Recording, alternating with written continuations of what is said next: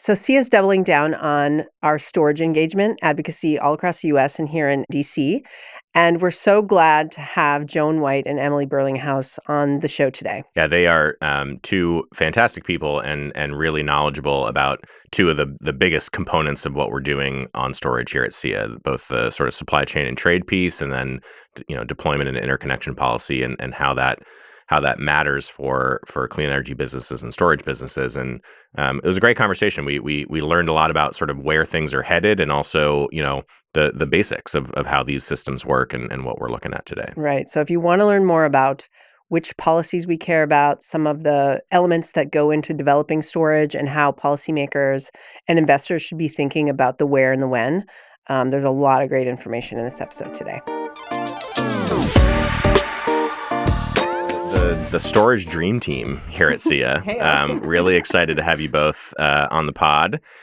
We wanted to just dig into all things storage and start the year off with some interesting conversations about how solar and storage are the the pair that makes it all work, and meeting our affordability and reliability challenges, and just get into all the fun stuff, the nerdy details, and what we're seeing ahead. So why don't we start by each of you sort of talking about what you do at SEIA and your background a little bit, and then we'll go from there. Yeah, go ahead. So my name is Emily Burlinghaus. I'm the Director of Energy Storage, Manufacturing, and Supply Chain at SEIA. I'm on the supply chain and trade team, so we do really anything related to solar and storage supply chains, and I focus exclusively on storage supply chains.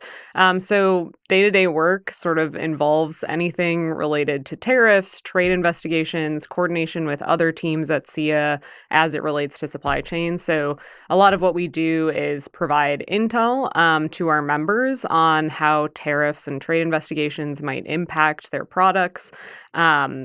And we also respond to a lot of, requests for information or investigations that are relevant in the trade space. So really anything related to energy storage, for example, critical minerals is a big topic right now. So we're increasingly engaged on that. But yeah, that's sort of the day-to-day how we engage with our members. Great.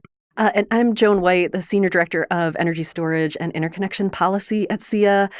So I really head up everything on the deployment side. So once it's been manufactured, it's got to somehow get into the ground and serve the grid, and that's my territory.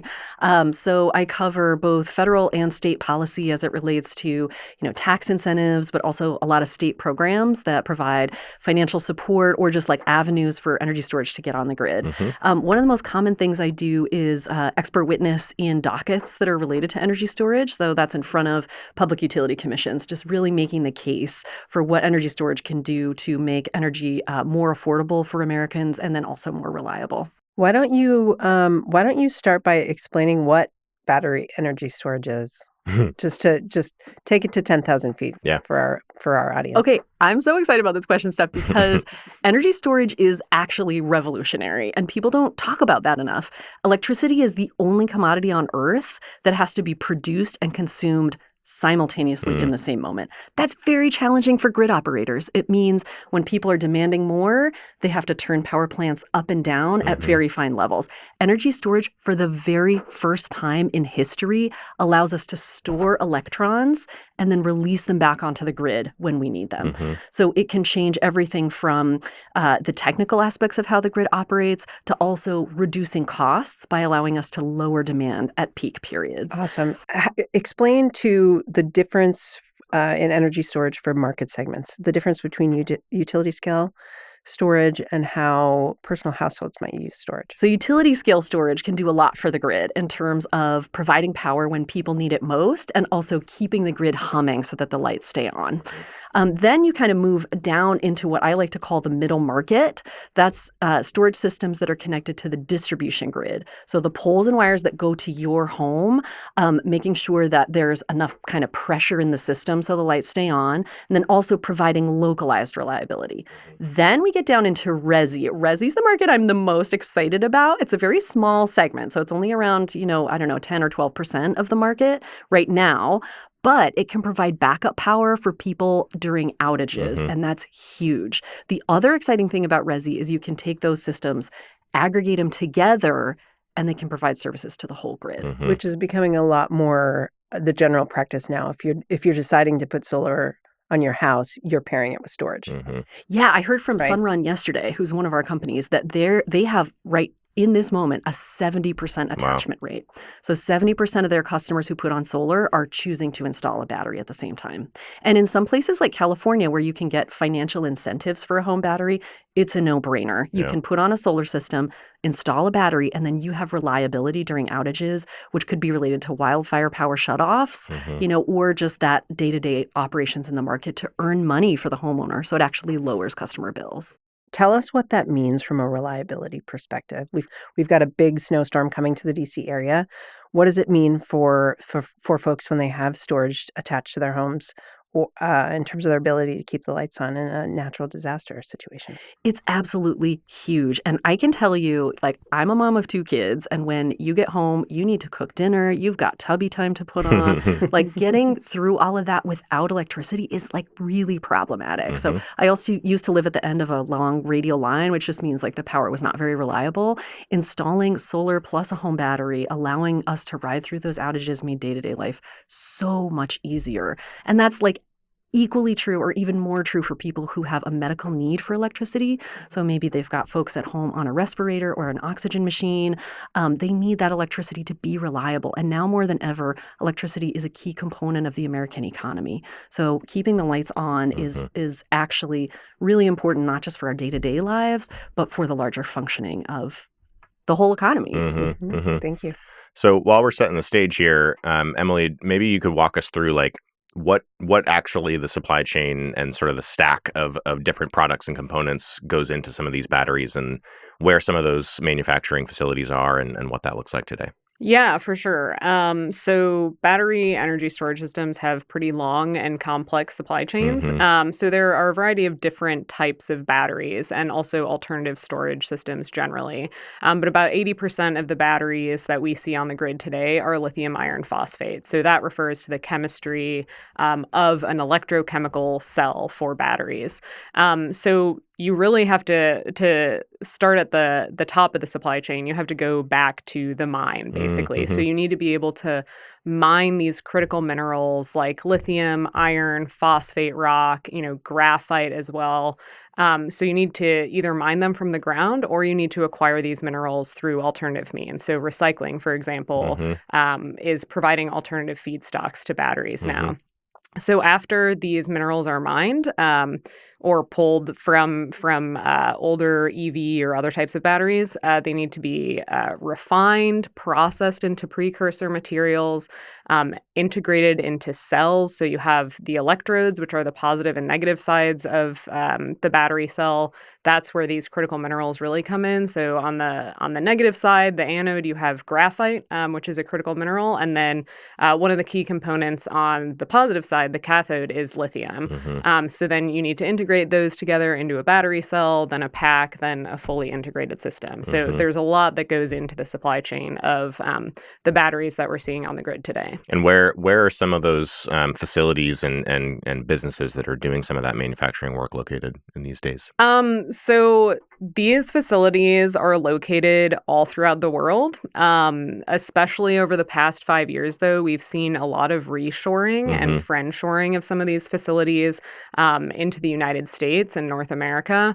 But a lot of it is really based on where the natural resources are. So when we talk about mining, we have to go to resource-rich areas. So when you look at lithium, that could be, if we're looking at the United States specifically, that could be Nevada, it could be North Carolina. There's lithium mining and processing to a certain extent in the U.S.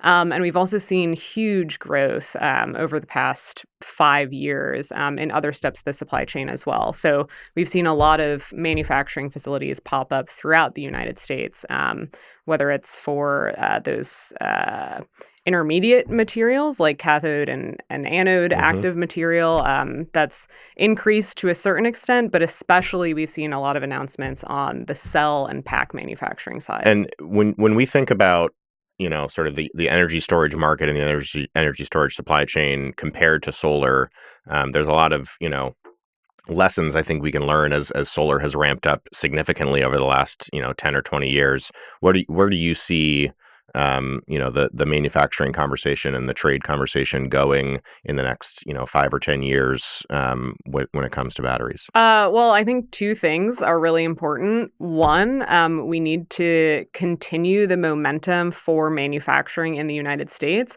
But two, we also need to maintain positive relations with our close partners, foreign partners and allies, just because of the resource wealth and comparative expertise. So we have close relationships with countries like Japan and Korea, who also have a lot of expertise in battery manufacturing and also in manufacturing the precursor materials for batteries. So it's really important to maintain positive relationships, whether it's through favorable trade relations or, foreign direct investment in the United States.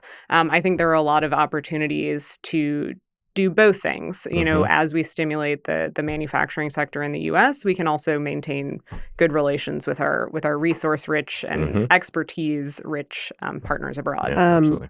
We held a really fantastic energy summit on Capitol Hill yesterday. You two did a wonderful job. What were some of the goals of that summit, and what would you say were the key messages that you were trying to get across to the audience yesterday? So a big reason why we did that on Capitol Hill specifically, and we were sort of debating, do we want to do it on Capitol Hill? Do we want to do it off Capitol Hill? A reason for that was to educate congressional staff. We understand that congressional staff often have a huge portfolio of a lot of issues, including completely unrelated to energy. So we wanted to do a combination of sort of Storage 101. So Joan and I gave a presentation on sort of key deployment trends and supply chain issues. But we also dove deeper into some key topics. So use cases for energy storage, virtual power plants, long duration storage, some of these issues around manufacturing and supply chain and critical minerals. So we really wanted to use this opportunity to educate congressional staff, but also allow access for our members and potential members and the industry more broadly to interact with Congress on the Hill as well. And it's really important to just build energy storage is such a new technology that we have to build a basic understanding among policymakers about what it can do for their constituents, how it can keep prices low, how it improves reliability, so that then when they're deciding on what kind of policies impact our industry, they know how important it is to support energy storage from a policy point of view. So I could just see the lights going on for people on the congressional staff. Like we had over 43 congressional staffers registered for the event, and you could tell that they were like, oh, this thing I've never heard about actually can be the key to keeping the lights on. So I think we, our members are so articulate and knowledgeable, and they were able to make the case in a way that I think really landed for staff. So it's always exciting when you can make a positive impact. Yeah, that's great. Did anything surprise you about some of the questions you received yesterday? I was kind of a little surprised by I know that storage can be important in military applications, but we had some DoD folks there, and also it's one of those things that's really excellent to insulate military bases from vulnerabilities, including outages, but also access from a cybersecurity point of view. Sure. So if you can microgrid a base, that's highly valuable. And then for forward operations, energy storage can reduce the vulnerabilities of having liquid fuel logistics lines. Right. So that's an area where I personally learned a lot. And I also learned a lot from our members. We had a couple of alternative chemistry companies there, which just means different kinds of batteries and longer duration batteries. So yeah, I was just surprised by, it's one of the things I love about being in this field. You could do it for 20 years and you're still learning. So yeah, it was great to see what kind of interests the Hill staffers had in particular. Yeah, definitely. Yeah. And I think one thing that was interesting too was just engaging with the wide range of expertise on the Hill. So I mentioned earlier, obviously a lot of these staffers have a big portfolio, but some of them were very technically versed in batteries. There was at least one battery engineer there. And when I was talking to her about the value that she found in the forum, she found a lot of value in being able to take some of the technical concepts and simplify them for a policymaking audience. So I think that was another valuable reason why we hosted this. Well, going back to what you said, Joan, about sort of learning from our members, you in the wake of passage of HR1 last year, we're obviously in a big transition as an industry in a lot of different ways, and I think storage is a big part of that because one of the aspects that is still in place is an investment tax credit for storage, and I think a lot of companies are thinking about how they can be more storage first. And you did a great job over the sort of last 5 or 6 months talking to as many companies as possible about what they're thinking about, what their needs are. What are some of the takeaways from that sort of listening tour that you did over the last few months? I just love talking to our members because they're so innovative. They have so many different niches that they're in. So some of them are working really hard on financing. Other people are focused on how can they unlock the resi market. Some people are really driven on state policy issues. So it was such a chance for me to just get a sense of what are their business priorities. Also, how can, given the changing landscape, everyone's being so strategic about the investments that they're making and the business models that they're going to use moving forward. So it gave me a lot of hope for the renewable energy industry more broadly. And then for storage specifically, which is actually kind of a technology neutral infrastructure asset, I think we're going to see massive growth over the next 2 to 3 year period, partially because of the pivot, but also prices for energy storage have been coming down really significantly. Okay, so some of the highest policy priorities that people had on the listening tour is that they want to make sure to maintain that storage investment tax credit that you were mentioning, Colin, because it's still a technology that's getting off the ground. Sure. So they were emphasizing the importance of maintaining that. Also huge is the advanced manufacturing tax credit. So people that are onshoring factory facilities, which creates thousands of jobs, really need those tax credits to get those facilities off the ground and running because it takes some time before they can ramp up into a fully mature supply chain. So those were two of the biggest priorities. Another huge priority was those state level policies that I was talking about. A lot of times there are gatekeepers to the grid. So that could be local utilities. It could also be public utility commissions.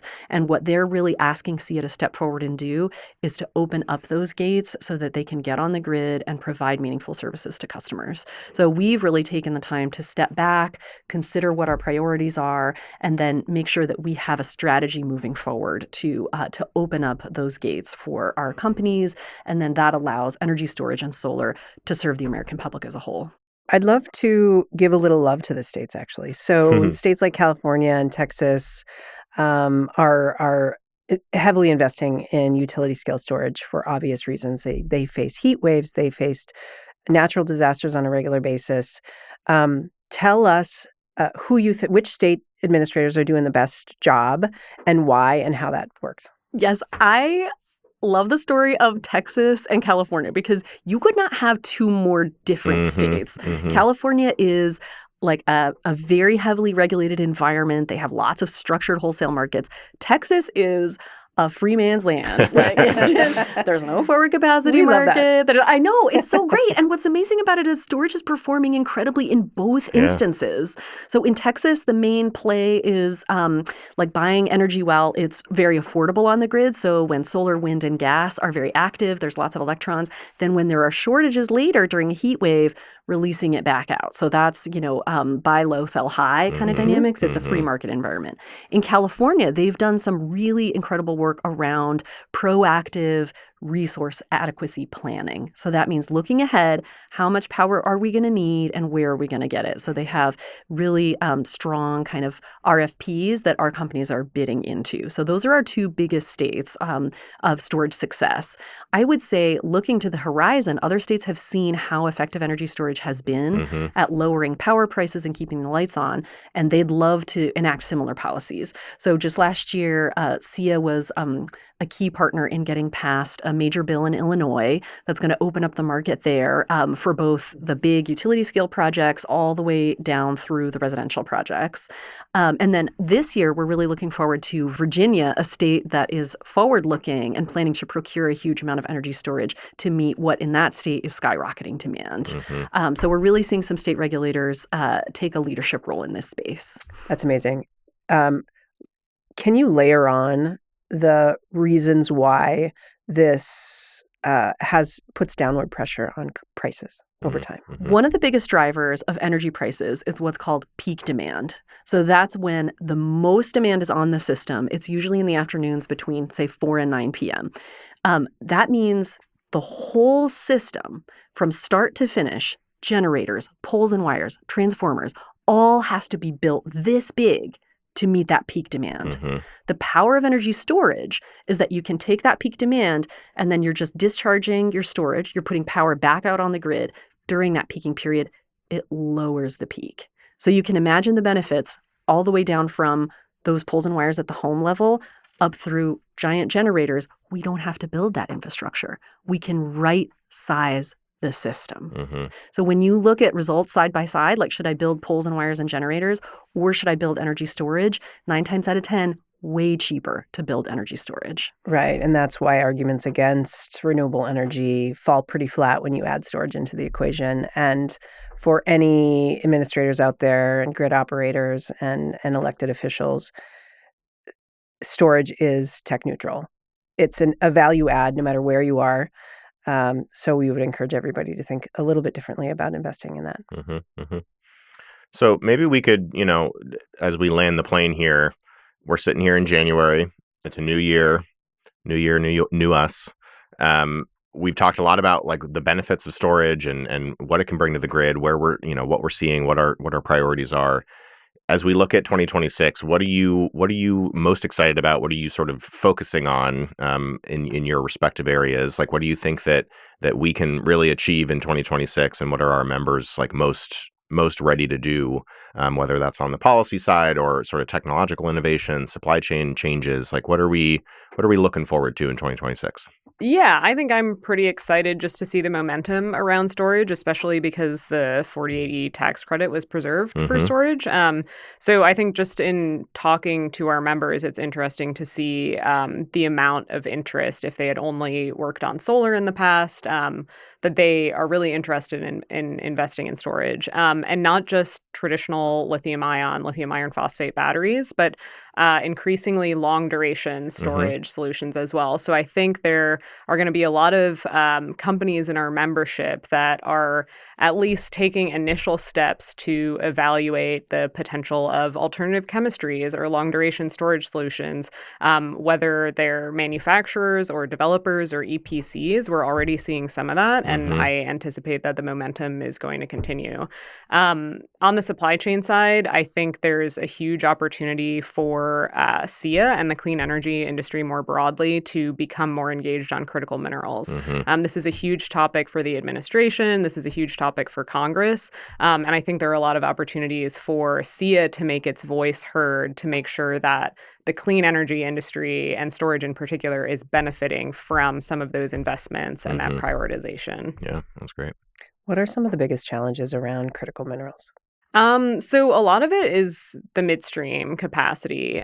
So we have a lot of resource wealth in the U.S. We already have lithium mining. We already have a lot of different types of mining. Where we're lacking and where we need to see more investment is on the midstream, so the refining and processing side. So we've seen some progress in recent months on lithium processing in particular.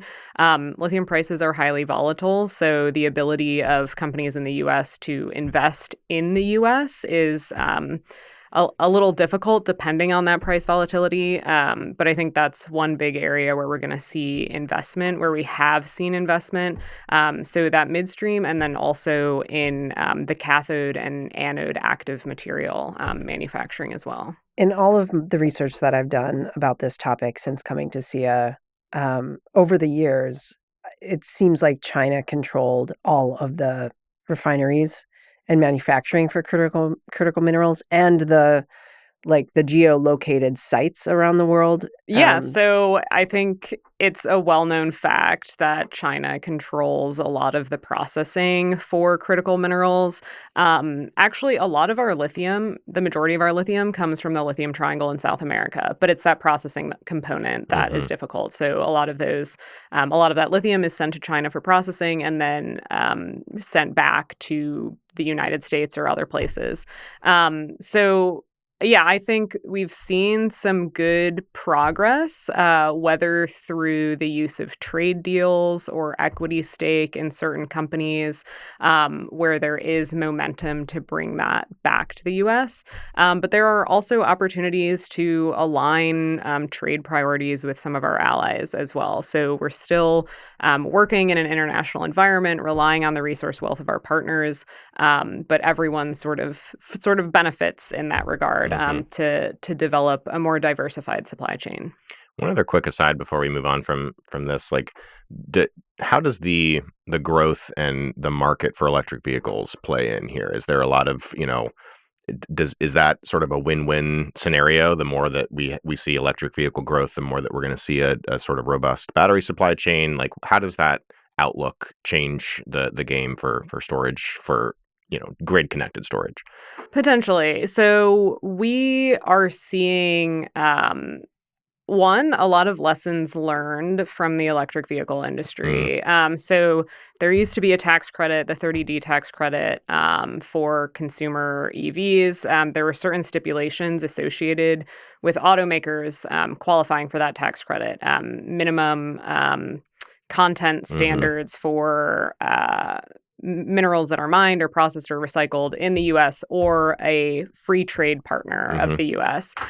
So there are lessons learned from the electric vehicle industry. You have legacy automakers who have learned to trace their supply chain, who have been interested in working in the United States and working with allies on building up supply chains for critical minerals. And I think what's interesting now is we're seeing some of those companies that were investing in batteries in the U.S. for electric vehicles, also diversifying their manufacturing operations and building battery energy storage systems for the grid now. So we have Samsung SDI that's doing that, LG Energy Solution, SK On, Ford is also entering that market as well. So I think we're going to see a lot of these automakers who have learned lessons, particularly in the critical mineral space and traceability and transparency in supply chains, and then using that knowledge and applying it to grid storage.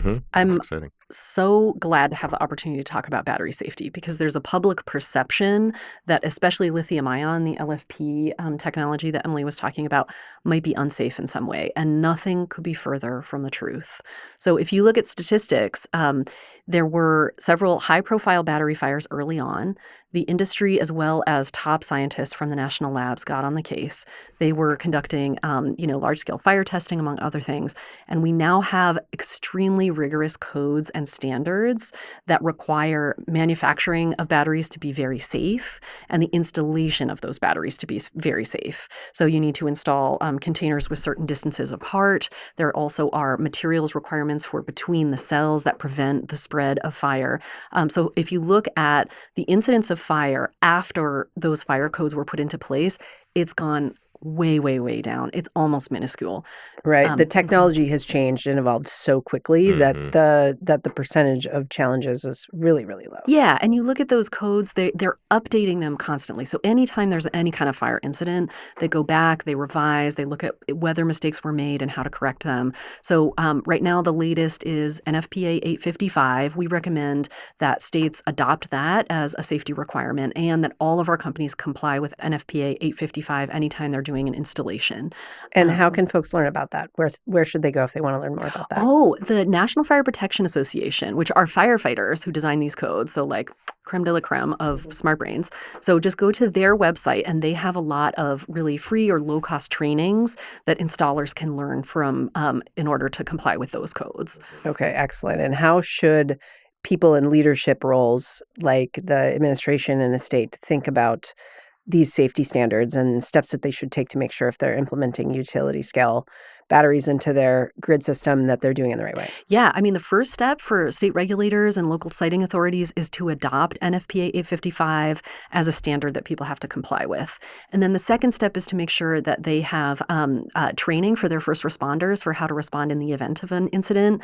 And then the final thing that I would recommend is that public communications piece. So because those fires have gotten a lot of attention and let's be real, like that attention is politically motivated. Mm-hmm. You can cut that if you want. But because those large fires have gotten a lot of attention, there's a public misperception about the safety. So we really encourage public officials to show up to, either ribbon cutting ceremonies or power up parties in their communities where batteries are coming online so that they can communicate the truth about battery safety, which is that these installations are really very safe. Mm-hmm. And just one more question on that. Most storage components are isolated, right? So if there's a problem with one, it doesn't necessarily move to the next component right next to it. Is that wild oversimplification of the problem? No. Is that true? That's actually true. Yes, Okay. That's exactly right. And one of the most important standards one of the most important components of these standards is the spacing between containers. Mm-hmm. So generally speaking,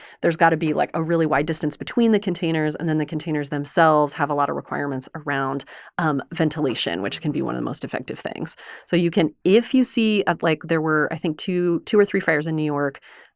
It was actually the best outcome for a battery fire. One container caught on fire. It burned out completely fine. EPA did comprehensive testing in air and water quality, both after the New York fires and then after a big fire we had in California. There was no impact to water quality or air quality after these fires. Mm-hmm. So I guess lastly, Joan, for you, what does 2026 look like? What do you think is sort of top priority on either the state level or federal level when it comes to policy change, or what are you most excited about when it comes to storage in 2026? Yeah, we've got a lot of irons in the fire for 2026. I'm very excited. So there's the bill in Virginia that I've mentioned, and SEIA has boots on the ground in 14 states. As you know, most legislative work is it's like gardening. 90% is pulling weeds and 10% is planting seeds. So there will be some weed pulling out there, but we also have a lot of potential for legislative action. And then the big states to look out for in 2026 are Illinois. So we're going to be implementing that. Those RFPs are going to be coming out, real market opportunity there. And then the other states to keep an eye on are New Jersey and Maryland. They passed legislation a while ago, but it's just taken some time for that to get off the ground. So those market opportunities are now opening up. So the other big state is New York. So they've been kind of going through some revisions, long story short, on their energy storage program. And I think it's going to be a really juicy market opportunity for energy storage companies. So yeah, 2026 is going to be a good year. A lot of new markets opening up. And I'm pretty excited and proud of the work that SEIA has been doing in those spaces to make those opportunities possible. Yeah. Well, so are we. And it's thanks to both of you that all this is happening. So really appreciate you sharing your expertise with us, and looking forward to another big year of energy storage. Thanks so much for having us.